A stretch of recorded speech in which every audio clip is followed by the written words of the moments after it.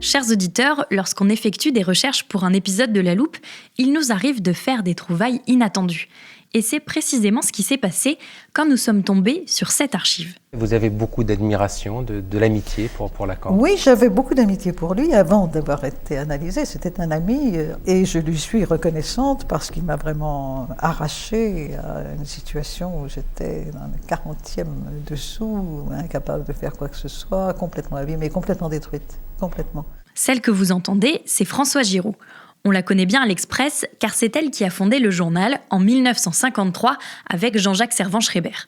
Et alors que le magazine se positionne aujourd'hui en fervent défenseur de la rationalité scientifique, Françoise Giroud, elle, était convaincue du bien fondé de la psychanalyse.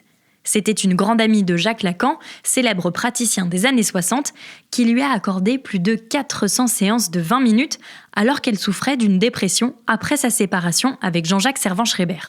L'inconscient, l'interprétation des rêves ou le complexe d'Oedipe font partie des théories célèbres développées par Jacques Lacan et son prédécesseur Sigmund Freud. Mais de quoi parle-t-on exactement ? Retour sur l'héritage controversé des pères fondateurs de la psychanalyse dans ce deuxième épisode de notre série, La psychanalyse sur le divan.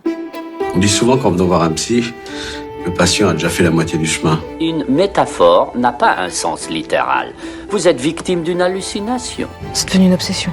Parce que j'ai tout lu Freud.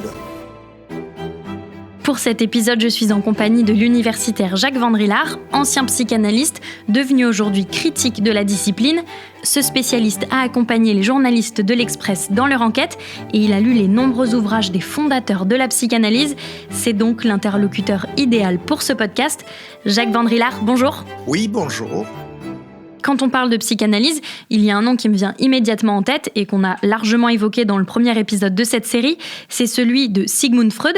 Est-ce que vous pouvez nous rappeler ce qu'il a apporté à la psychanalyse ? Un des principaux mérites de Freud est d'avoir diffusé des idées qui n'étaient pas toutes originales, loin de là. On a pu dire, avec raison, je pense, que ce qu'il y a de bon chez Freud, on trouvait déjà à son époque chez d'autres auteurs, et que ce qui est spécifique à Freud, c'est malheureusement ce qui n'est pas bon.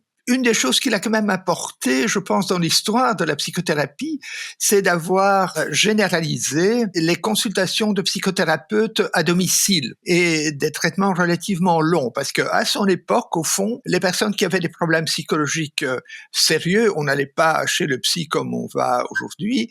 Les personnes se rendaient dans un institut psychiatrique ou à l'hôpital. Donc, il a eu un succès considérable dans le monde entier. C'est un nom évidemment que tout le monde connaît. Et c'est donc souvent Freud que l'on considère comme le fondateur de la psychanalyse. Alors, Freud, la première fois qu'il utilise cette expression psychanalyse, il l'utilise comme synonyme exactement pour désigner la méthode d'analyse psychologique, mais en fait, je pense que le mot « la psychanalyse » est une expression qui induit facilement en erreur. C'est comme lorsqu'on dit « la médecine ». En fait, la médecine est une expression qui recouvre toute une série de pratiques qui vont depuis l'homéopathie, l'acupuncture, jusqu'à la chirurgie cérébrale. Alors, tout ça, c'est mis sous un même chapeau. Et quand on utilise l'expression « la psychanalyse », eh bien, on met aussi sous un même vocable des choses finalement fort différentes.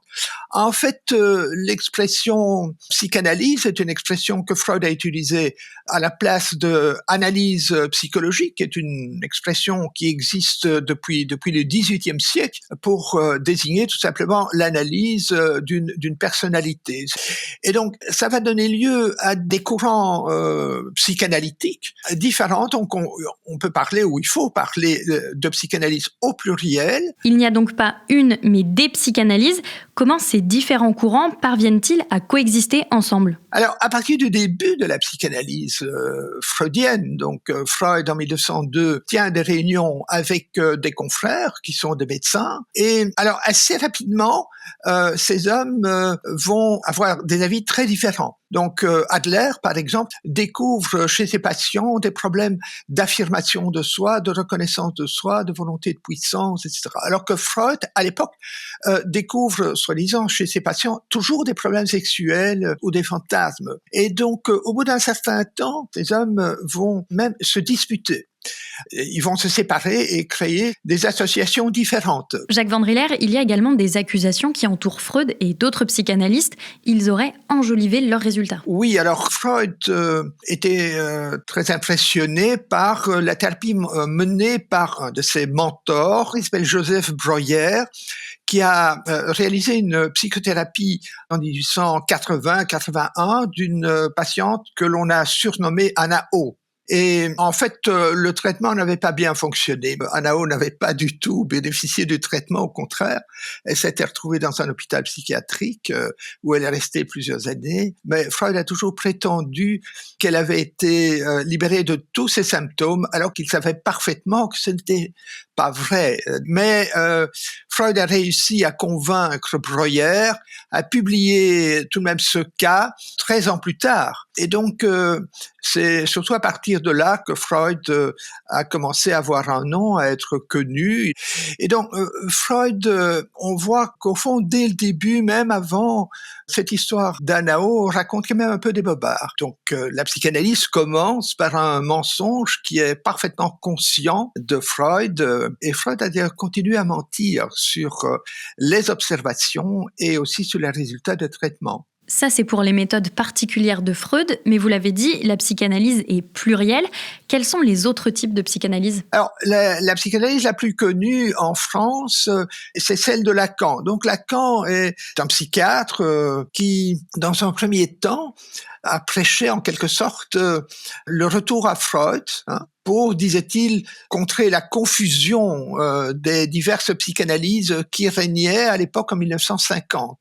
Donc, enfin, on ne s'y retrouve plus dans toutes ces écoles de psychanalyse avec des concepts qui vont dans tous les sens. Ce qu'il nous faut, c'est revenir au texte de Freud. Mais il va progressivement dériver vers une psychanalyse de plus en plus personnelle.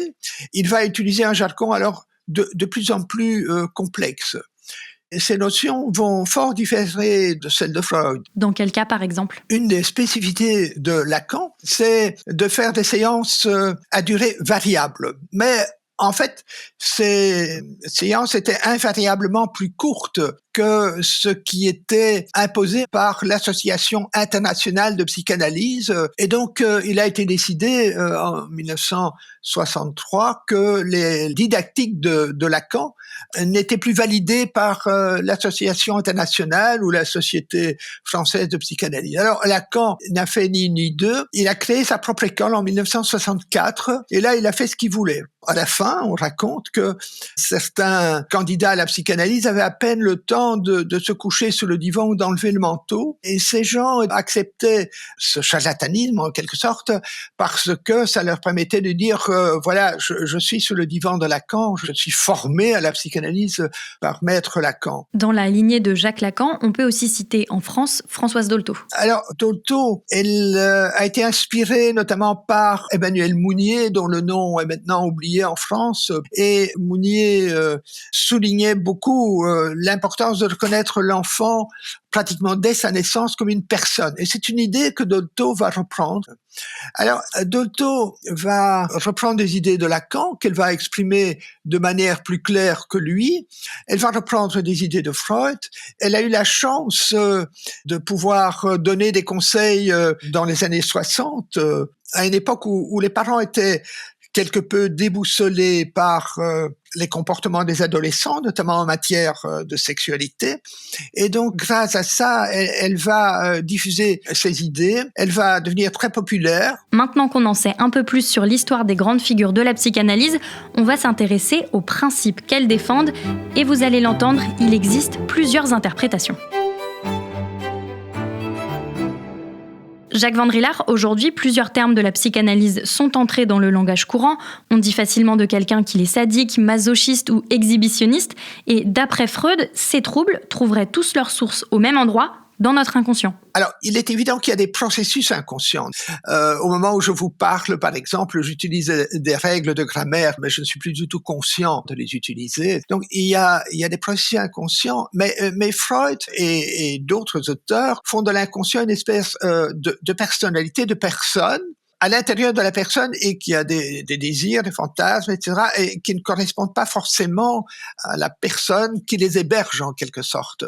Et il faut donc savoir que, en fait, ce que l'on attribue à l'inconscient, c'est toujours d'une certaine façon supputé, deviné, inféré à partir de ce que l'on voit au niveau conscient, au niveau de l'observation. Donc, on peut induire le fait qu'il y a des processus inconscients, mais on ne voit jamais l'inconscient directement. On n'a pas d'accès direct à l'inconscient. Alors, comme on fait de l'interprétation, on peut interpréter de diverses façons et faire sortir du chapeau de l'inconscient toute une série de lapins très différents. Et donc, ils vont cueillir des choses qui vont dans le sens de leur théorie, et donc ils vont alors constituer des interprétations qui leur semblent cohérentes.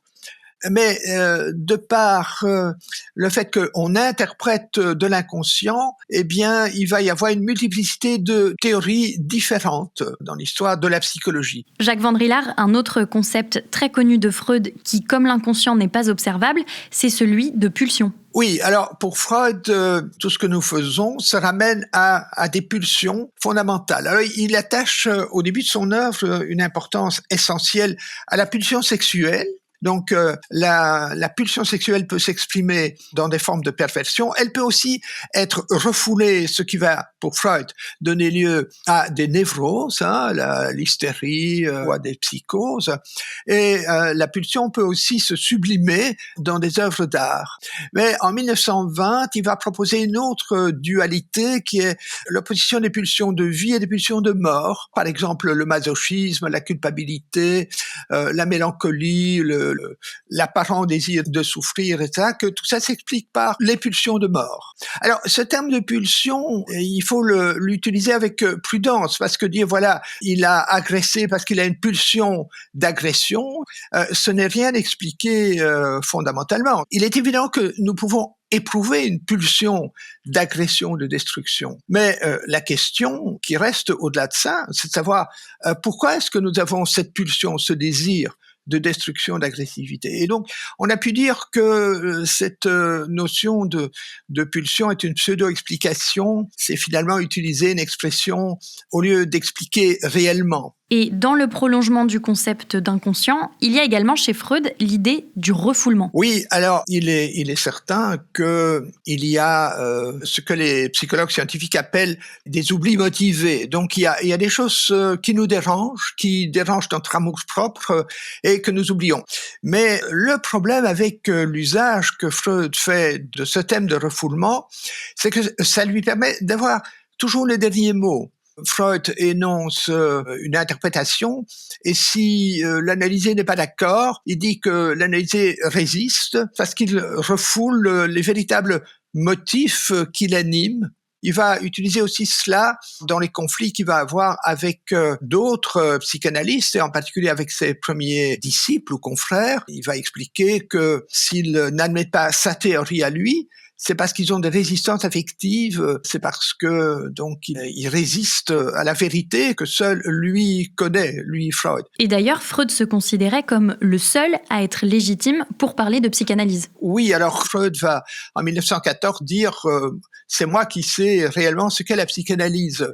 Ce qui est un peu amusant parce qu'on n'imagine pas quelqu'un comme Galilée dire c'est moi qui sais exactement ce qu'est la physique ou comme Lavoisier qui aurait dit il y a que moi qui sais ce qu'est la chimie, quoi. Mais Freud se prenait réellement pour un génie. Sans beaucoup se gêner, il s'est comparé à un moment donné à Copernic en disant ce que Copernic a fait pour la cosmologie et ce que Darwin a fait pour la biologie, moi je l'ai fait pour la psychologie.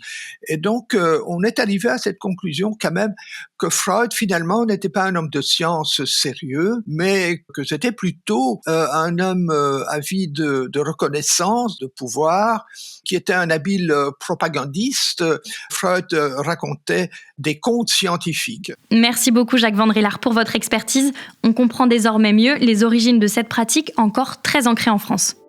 Chers auditeurs, j'espère que vous avez bien écouté toutes les explications de notre expert, car cela va nous mener au prochain épisode. Il sera question des écueils de la pratique, notamment dans nos tribunaux. Alors si vous voulez être sûr d'écouter cet épisode, c'est très simple, il suffit de suivre La Loupe sur votre application d'écoute préférée, Apple Podcast, Spotify ou Castbox. Cette série est également disponible sur le site l'express.fr.